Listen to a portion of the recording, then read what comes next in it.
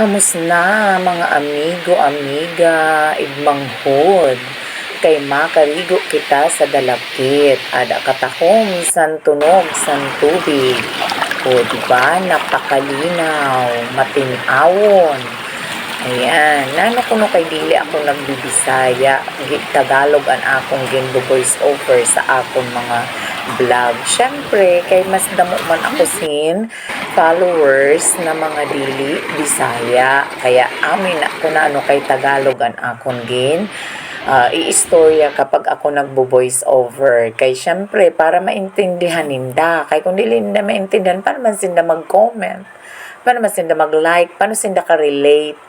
O, nasabat ko na ba ang imuhong nga? Amo tabiin na ang dahilan.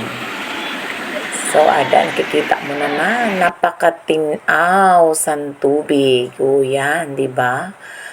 O, kunyari pa yan, taod-taod sana, malusbog na ina. O, di ba?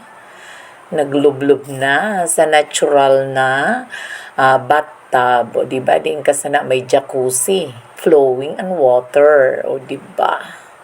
Ada. O, di ba? Napaka-presko san tubig. Katahom, lalo na niya na summer, matahom da magkarigo pahapon. Kay wala kang sunburn pag uli mo. Dili mainit sa lawas, dili mapilit. Ayan, di ba? Kita ba yan?